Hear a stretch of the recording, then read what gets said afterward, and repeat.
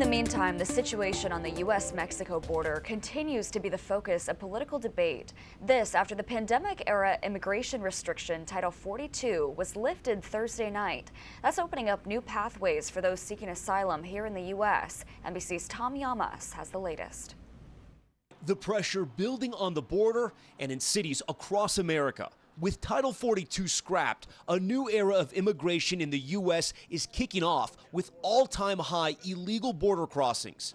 Migrants camping between border walls, crossing rivers, and lining up for hours to be processed. In just the last 3 days, more than 32,000 migrants have crossed illegally. The White House says they're adding thousands of beds to detention centers, but local mayors say they need help now.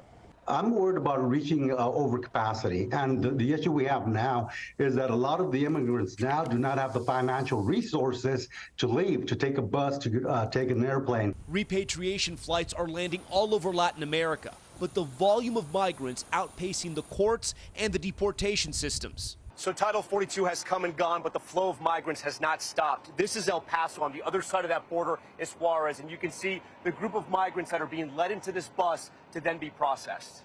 And now the White House facing back-to-back legal blows. A federal judge blocking the Biden administration's plan to release migrants into the U.S. with no immigration court date and no way to track them after Florida's attorney general sued.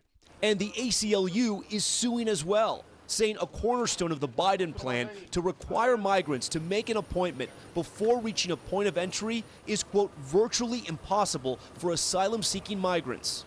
The lawsuits we are facing, frankly, from both sides of the aisle clearly demonstrate just how fundamentally broken our immigration system is. An investigation underway to figure out how a migrant teen died at a federally contracted facility in Florida housing unaccompanied minors.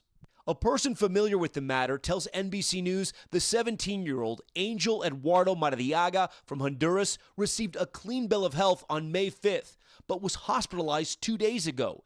HHS saying investigators are reviewing all clinical details and are in touch with the family. This as cities across the country are running out of space to house migrants.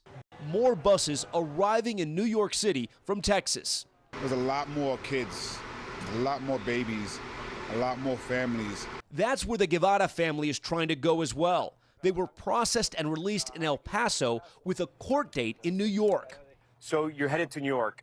Do you have any type of plan? The father, Edison, tells me after their 10-month journey, they spent their last $80 on clothes. He tells me they have no way to get to New York and no place to stay when they get there. Is the life that you're living now like this, and I know it's difficult, is it better than what it was in Venezuela? He tells me it is. Here he says his daughters can get a fresh start, that there are opportunities, a way out of poverty.